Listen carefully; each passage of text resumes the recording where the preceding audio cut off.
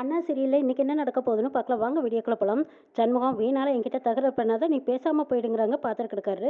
யாரில் தகராறு பண்ணுறது தேவையே இல்லாமல் அப்பப்போ நீயும் உன் மவனும் தான் என் குடும்பத்தில் வந்து தகராறு பண்ணிகிட்டு இருக்கிறீங்க. இந்த தகராறெல்லாம் இதோட நிறுத்திக்கோ.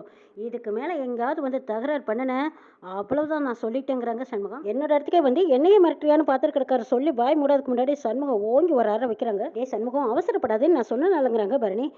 அவள் என்ன சொல்லிட்டு இருந்தா நீயும் கேட்டியல, இன்னொரு தடவை என் குடும்பத்தை பற்றி ஏதாவது பேசுனேன் அப்படின்னு மறுபடியும் ஓங்கி பலார்னு ஒரு அறை வைக்கிறாங்க சண்முகம். உண்மையை சொன்னேன்னா இதே இடத்துல விட்டுருவேன், இல்லை எனக்கு எதிராக ஏதாவது சதி பண்ணணும்னு நினச்சேன் இதே இடத்துல உன்னை சமாதி ஆக்கிடுவேங்கிறாங்க சண்முகம். சண்முகம் நீ ஒன்றும் விசாரிக்க வேண்டாம், முத்துப்பாண்டிகிட்டே கொண்டு விட்டுருவோம், அவன் விசாரிச்சுக்கு வாங்குறாங்க.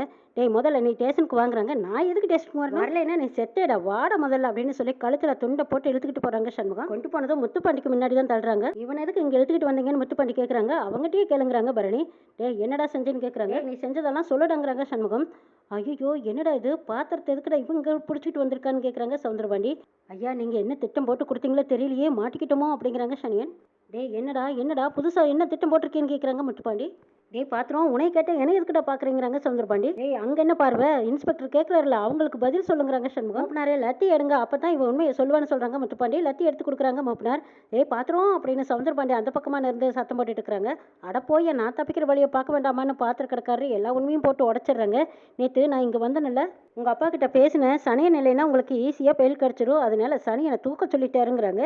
இதை கேட்டதும் சனியன் டிக்குன்னு நிற்கிறாரு. என்னது எனக்கே வேட்டு வச்சிட்டாரா? இப்போதைக்கு முக்கியமான சாட்சியை சனியன் தான். சனியனை தூக்கிட்டா நீங்கள் சீக்கிரம் வெளியில் வந்துடலாம் அப்படின்னு ஐடியா கொடுத்ததுனால தான் பாத்திர கிடக்காரு சனியனை தூக்க ஏற்பாடு பண்ணினேன்னு முத்துப்பாண்டிக்கிட்டே எல்லா விவரத்தையும் சொல்லிடுறாங்க. தம்பி ஆளுகளை தான் ஏற்பாடு பண்ணேன் தம்பி, நான் எதுவுமே பண்ணலை தம்பி, எனக்கு மன்னிச்சிடுங்கன்னு கெஞ்சுறாங்க பாத்திர கிடக்காரு.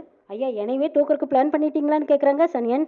நான் பிளான் பண்ணேன்னா அதில் ஒரு அர்த்தம் இருக்கும்டா, நான் உனக்கு தூக்கத்தானே பிளான் பண்ணேன், போட்டு தள்ள பிளான் பண்ணலையில, கொஞ்சம் அமைதியாக நிலைடாங்கிறாங்க. ஏப்பா இப்படி தப்பு மேலே தப்பு பண்ணிட்டு இருக்கிறீங்க, கொஞ்சம் அமைதியாகவே இருக்க மாட்டீங்களான்னு கேட்குறாங்க முத்துப்பாண்டி. பாத்திர கிடக்காரன் போய் சொல்கிறான், என் புள்ள பரணியை அவன் பையனுக்கு கட்டி வைக்கலைங்கிற கடுப்பில் சொல்கிறான்டா. இப்போ நேரம் பார்த்து என்னை கோர்ட்டோட பார்க்குறான் பாருங்கிறாங்க சவுந்தரபாண்டி. இப்படி கோர்ட்டோட தான் வரும்போதெல்லாம் என்னை சம்தின்னு கூப்பிட்டு இருந்தியா, இரு வெளியில் வந்து பேசிக்கிறாருன்னு சவுந்தரபாண்டி மிரட்டுறாங்க. நானும் உங்களை சம்தின்னு கூப்பிட்றோம்னு நீங்கள் தானே கூப்பிட சொன்னீங்க தம்பி, அவர் போய் சொல்கிறாருங்கிறாங்க பாத்திர கிடக்காரு. ஆமாம்மா அவரை நம்பினா உங்களுக்கு இந்த கதி தானுங்கிறாங்க பரணி. அது நெசந்தா அப்படிங்கிறாங்க பாத்திர கிடக்காரு. பாண்டி அவரை விட்டு வச்சிருக்க எல்லாத்துக்குமே ரிஸ்க் தான், அதுவும் உனக்கு கூட ஏதாவது ஆபத்து வச்சாலும் வச்சிருவாரு. இவர் ஸ்டேஷனில் இருக்க வரைக்கும் நம்ம எல்லாத்துக்குமே ரிஸ்க் தான். இவரை ரிமைண்டர் பண்ணி தான் கோர்ட்டுக்கு கூட்டிகிட்டு போகணுங்கிறாங்க. அதுக்குள்ளேயே இவர் நிச்சயமாக ஏதாவது இப்படி ஒரு திட்டம் போட்டுக்கிட்டே தான் இருப்பார். இவர் எல்லாம் உன்னால ஒருத்தனால சமாளிக்க முடியாதுங்கிறாங்க. ஆமாம்மா நான் 1000 திட்டம் போடுவேன். பாண்டி இவளையெல்லாம் நீ நம்பாதேடா.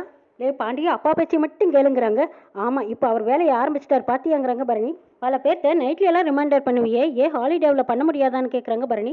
எமர்ஜென்சி மட்டும்தான் ரிமைண்டர் பண்ண முடியுங்கிறாங்க. இதுவும் ஒரு வகையில் எமர்ஜென்சி தானுங்கிறாங்க. ஒரே லாக்கப்பில் வச்சிருந்தா சாட்சியை அழிச்சிருவேன்னு சொல்கிறாருன்னு நம்ம சொல்ல வேண்டியதானுங்கிறாங்க சண்முகம். இவர் பாத்திர கடைக்காரர்கிட்ட சொன்ன மாதிரி ஏதாவது ஒரு ஐடியா பண்ணுவார் இல்லைங்கிறாங்க. ஆமாம்மா இவர் வந்து பேசிகிட்டு இருக்கும்போது எனக்கு சந்தேகம் வந்ததுங்கிறாங்க மூப்பனார். சர்வால் இவரை உடனடியாக ரிமைண்ட் பண்ணலாங்கிறாங்க. இவர் பண்ணின அத்தனை விவரத்தையும் ஜட்ஜுக்கிட்ட சொல்லிட்டு அவரும் உடனே புரிஞ்சுக்குவார்டா பாண்டிங்கிறாங்க பரணி. மூப்பனாரே உடனே ஜீப் ரெடி பண்ணுங்க, நம்ம ரிமைண்டருக்கு போகலாங்கிறாங்க. அப்பனுக்கே துரோகம் பண்ணுறியா பாண்டியிலே, இப்போ கேட்டுக்கல பாண்டி, இனிமேல் நீயும் எனக்கு எதிர்தாங்கிறாங்க. சர்வா ஜீப் ரெடியாக தான் இருக்குது, இந்தாங்க ரெக்கார்டுன்னு சொல்லி கொடுக்குறாங்க. 2 பேர் கூட வாங்கன்னு கூட்டிகிட்டு போகிறாங்க முத்துப்பாண்டி. ஐயா நான் என்ன செய்யட்டுங்கிறாங்க. அதான் உண்மையை சொல்லிட்டு எல்லாம் ஓடியா அப்படிங்கிறாங்க. பாத்திர கடைக்காரரு ஓடிடுறாரு. பரணி உங்கள் அப்பனை ரிமாண்ட் ஜெயிலில் வைக்கிற வரைக்கும் நாமளும் நிம்மதியாக இருக்க முடியாது, நாமளும் கூடவே போய் பார்க்கலாம் வான்னு சண்முகமும் பரணியும் போகிறாங்க. பாண்டி ஏதோ கோர்ட்டுக்கு கூட்டிகிட்டு போகிறோம்ட்டு இங்கே ஒரு வீட்டுக்கு கூட்டிகிட்டு வந்திருக்கேங்கிறாங்க. ஆமாம் இந்த வீட்டில் தான் ஜட்ஜ் இருக்காரு, உங்களை ரிமாண்டுக்காக இந்த வீட்டுக்கு கூட்டிகிட்டு வந்திருக்கோங்கிறாங்க மூப்பனார். ஓஹோ பரவாயில்ல மினிஸ்டர் வீடு மாதிரியே இருக்கு, ஜம்முன்னு இருக்குதுங்கிறாங்க. வாங்கன்னு கூட்டிகிட்டு போகிறாங்க. துரோகி இந்த துரோகிக்கிட்ட உனக்கு என்ன பேச்சு, வா அந்த வேலையை பார்க்கலாம் வான்னு கூப்பிடுறாங்க.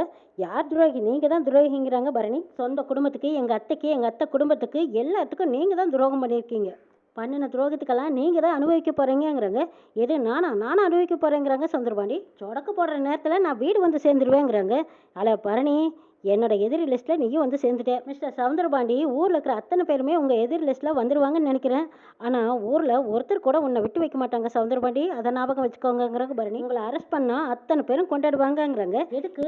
நான் திருப்பதி போய் பெருமாளை பார்த்துட்டு வந்து அத்தனை பேத்துக்கு நான் லட்டு கொடுத்து கொண்டாட போகிறேன் பாருங்கிறாங்க சவுந்தரபாண்டி. பரணி நீ கிளம்பு, நான் இவரை ரிமாண்ட் பண்ணணும் அப்படின்னு சொல்லிட்டு சவுந்தரபாண்டியை கூட்டிகிட்டு போகிறாங்க முத்துப்பாண்டி. உள்ளே போனதுமே இது கோர்ட்டிலேயே வீடு தானே, உட்காந்து பேசலான்னு போய் ஜட்ஜுக்கு பக்கத்தில் உட்காராங்க. ஐயோ சார் நீங்கள் அக்யூஸ்ட் இங்கே வந்து நில்லுங்கன்னு கூப்பிடுறாங்க. சார்கிட்ட வாயை திறந்தீங்கன்னா தெச்சு போடுவார் தெச்சுங்கிறாங்க. மேலே ஏகப்பட்ட குற்றச்சாட்டு இருக்கு, ஒரு பொம்பளையை ஏமாற்றி அவங்க பேரை கலங்கப்படுத்தியிருக்க முத்துப்பாண்டி. 15 நாள் இவங்களை கஸ்டடியில் வைங்க. இந்த சனியன் தான் சாட்சியா? இவங்க 2 பேத்தையும் ஒரே ஜெயில்ல அடைக்கக்கூடாது. தனித்தனி ஜெயில்ல போடுங்க. முடிஞ்சா தனித்தனி ஊர்ல தனித்தனி ஜெயில்ல போட்டுருங்கங்கிறாங்க. எதிரிக்கு எதிரி நண்பனுங்கிற மாரி சனியா உன்னையும் என்னையும் சேர விட மாட்டாங்களாமே, பார்க்கறக்கு விட மாட்டாங்களாமே, தனித்தனி ஜெயில்ல போடுறாங்களாமேன்னு 2 பேரும் பேசிக்கிறாங்க. முத்துப்பாண்டி வெளியில வர்றாங்க. வெளியில வந்ததுக்கப்புறமா என்னாச்சுன்னு கேட்குறாங்க பரணி.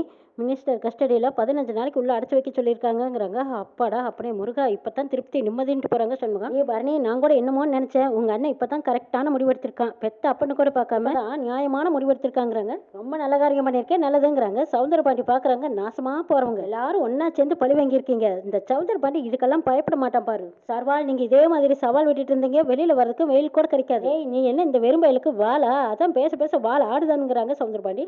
இவன் மூஞ்சியை பார்த்தா எனக்கு வெறுப்பா இருக்குது. வா போலாம் வான்னு போறாங்க. சௌந்தரபாண்டியை கூட்டிட்டு ஜீப்ல போயிடுறாங்க. அப்பாடா இனிமே இந்த பீடு ஒழிஞ்சது. இனிமே நம்ம நிம்மதியா இருக்கலாங்கிறாங்க சண்முகம். நான் கூட இவர் ஏதாவது ஏடா உடம் பண்ணி தப்பிச்சிருவாரோன்னு நான் கூட நினைச்சேங்கிறாங்க சடையன். அதெல்லாம் ஒன்றும் பண்ண முடியாது இனிமே. சரி சரி நீ பஞ்சாயத்து ஆஃபீஸ்க்கு போய் அங்கே ஆக வேண்டிய வேலையை பாரு. நான் டாக்டர் அம்மாவை கொண்டு வீட்டில் விட்டுட்டு வரேங்கிறாங்க சண்முகம். சரி சண்முகம்ன்ட்டு சரியன் போறாரு. வீட்டில் வைகுண்டம் நிம்மதி இல்லாமல் அங்கங்கே நடந்துகிட்டே இருக்காங்க. அப்போ அதான் மாமாவை தூக்கி உள்ளே வச்சாச்சுல்ல, அப்புறம் ஏப்பா இன்னும் டென்ஷனாக இருக்கேன்னு கேட்குறாங்க வீரா. ஏய் அப்படியெல்லாம் சொல்ல முடியாது. இந்த சவுந்தரபாண்டியை எப்போவுமே நம்ப முடியாது. அவன் ஏதாவது ஏடா கூட பண்ணிடுவான். ஆனால் அவனை தூக்கி உள்ளே வச்சாச்சுன்னு சொன்னா தான் நான் நிம்மதியாக இருப்பேங்கிறாங்க வைகுண்டம். சண்முகம் உள்ள வராங்க. டே சண்முகம் அவனை தூக்கி உள்ள வச்சாச்சாங்கிறாங்க. அப்போ முத்துப்பாண்டியை நானும் கூட என்னமோ ஏதோன்னு நினைச்சேன். அவன் ரொம்ப ரொம்ப நல்லவன் ஆயிட்டாப்பாங்கிறாங்க. அப்பன்னு கூட பார்க்காம சச்சுக்கு முன்னாடி ரிமைண்டர் பண்ணிட்டேன்ல அந்த முத்துப்பாண்டிங்கிறாங்க. இப்பதான் முத்துப்பாண்டி மேலேயே எனக்கு நம்பிக்கை வந்திருக்குங்கிறாங்க சண்முகம். அப்பாடா போயிட்டானா? உள்ள போயிட்டானா? இனிமே நானும் என் பிள்ளைகளும் நிம்மதியா இருக்கலாமான்னு கேட்கறாங்க சூடாமணி. அந்த திருச்செந்தூர் முருகன் உங்களை எப்படியத்தே கைவிடுவாரு? 20 வருஷமா கண்ணை மூடி இருந்திருக்காரு. இப்பதான் கண் திறந்திருக்காங்க. ஒண்ணு மட்டும் நல்லா புரியுது. தெய்வம் நின்று கொள்ளுன்னு சொல்லுவாங்க. அதே மாதிரி தான் தெய்வம் பொறுமையா தண்டனை கொடுத்தாலும் நல்ல தண்டனை கொடுத்துருக்காங்கன்னு சொல்றாங்க. அப்பா தப்பிச்சிட மாட்டாரா சௌந்தரபாண்டி மாமான்னு கேட்குறா காணி. ஏய் உள்ள இருந்தா அதை வெளியில வந்தா அவன் போனந்தானுங்கிறாங்க சண்முகம். சண்முகம் நீ கொஞ்சம் கம்முன்னு இரு. போலீஸ் எல்லாம் பாத்துக்குவாங்க. நீ கத்தி எடுக்கிற அதை எடுக்கிற இதை எடுக்கிறேன்னு சொல்லி நீ பிரச்சனையில மாட்டிக்கத. கொஞ்சம் பேசாம அமைதியா இருங்கிறாங்க. வெளியில இருந்து பாக்குறவங்களுக்கு அது என்னன்னு தெரியாது. உள்ள இருந்து அனுபவிச்சாதான் அதனோட நரகமும் வேதனையும் என்னங்கிறது தெரியும்னு சூடாமணி அழுகுறாங்க. 20 வருஷம் அம்பட்டு வேதனையை அனுபவிச்சிருக்கேன். ஆனா அதுல சௌந்தரபாண்டி 1 வருஷம் அனுபவிச்சா கூட போதுங்கிறாங்க. அம்மா 1 வருஷம் இன்னும் 1 வருஷம் அந்த ஆள் ஆயுசுக்கும் ஜெயில தான் கிடக்க போறாரு. நீ நிம்மதியா இருமாங்கிறாங்க சண்முகம். இன்னும் எதுக்கு அழுகிறேங்கிறாங்க. ஆமா அந்த ஆள் தான் ஜெயில தூக்கி போட்டச்சில்ல, இனிமே நிம்மதியா இருக்கலாங்கிறாங்க ரத்னா. அதானே நான் எதுக்கு அழுகணும்? இனிமே அம்பட்டு பேர் முகத்துலயும் சிரிப்பு தான் பார்க்கணும். அது என் பிள்ளைங்க முகத்துல நான் சிரிப்பு தான் பார்க்கணுங்கிறாங்க சூடாமணி. இனிமே அந்த ஆளோட பேச்சே பேசக்கூடாதுங்கிறாங்க அத்தை. அது மட்டும் இல்லை, இனிமே நம்ம வீட்டுல ரத்னா கல்யாணம், வீராவோட கனவு, கனியோட கனவு இதுகளெல்லாம் நிறைவேற்றிருக்கு. நம்மளுக்கு நிறைய வேலை இருக்குங்கிறாங்க பரணி. பரணி 1000 தான் இருந்தாலும் அந்த ஆள் உன்னை பெத்தவன் இல்லையா? உனக்கு வருத்தமா இல்லையான்னு கேட்கறாங்க சூடாமணி. வருத்தம் இல்லாம இருக்குமா? சரியா நடந்துக்கிட்டாரோ தப்பா நடந்துக்கிட்டாரோ ஆனாலும் வருத்தம் தான். பரணி உனக்கு இன்னும் அந்த ஆள் மேல பாசம் இருக்கான்னு கேட்கறாங்க சண்முகம். பாசங்கிறது ஆளை பார்த்து வர்றதில்ல, உறவு பார்த்து வர்றது. அப்பாங்கிற உறவு பொம்பளை பிள்ளைகளுக்கு ரொம்ப ரொம்ப முக்கியங்கிறாங்க பரணி. ஆமாண்ணே அதெல்லாம் யாராலும் சொல்லி புரிய வைக்க முடியாதுங்கிறாங்க ரத்னா.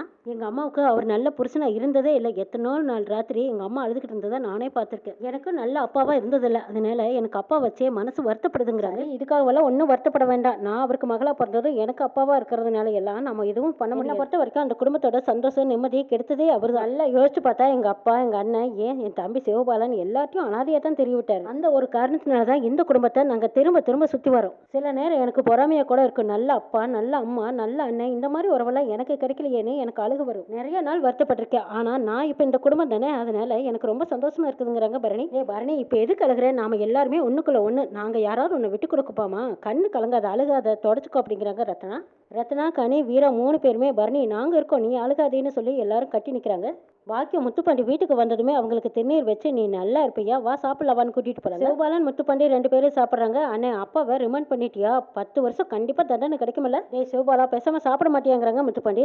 டேய் உண்மையிலுமே பெரிய புயல் அடிச்சு ஓஞ்சு போன மாதிரி இருக்குங்கிறாங்க பாக்கியம். அப்பாடா இன்னைக்கு தான் வீடா இருக்கு. என்னடா அது கட்டின புருஷன் ஜெயிலுக்கு போயிருக்கான், இவன் இம்புட்டு சந்தோஷமா இருக்கான்னு பாக்குறியாடா முத்துப்பாண்டி? நான் 30 வருஷமா அம்புட்டு சித்திரவதை அனுபவிச்சிருக்கேன். அந்த ஆள் நாள் சோத்துல உப்பு கம்மியா இருந்தா எல்லா சோத்தையும் கொண்டு போய் தெருவில் கொட்டிட்டு என்னைய பட்டி போட்டுருவாரு. இத்தனைக்கும் நான் அம்புட்டு நிறமாசமா இவனை நான் வயிற்றுல சுமந்துட்டு இருந்தேன். கோவம் வந்தா ராத்திரி என்ன உறங்கவே விட மாட்டாரு. எத்தனை சித்திரவதையை அனுபவிக்கணுமோ அம்பட்டு சித்திரவதை அவர்னால நான் அனுபவிச்சிருக்கேன். பாக்கிய முத்துப்பாண்டி கிட்ட அவங்களோட வேதனைகளை அத்தனையும் கொட்டி தீர்க்குறாங்க. முத்துப்பாண்டி அப்படியே கல் மனசு மாதிரி சௌந்தரபாண்டி மேல கோவமா தான் இருக்காங்க. இன்னும் என்னெல்லாம் நடக்க போகுதுங்கிறதையும் நாளை எபிசோட்ல பார்க்கலாம்.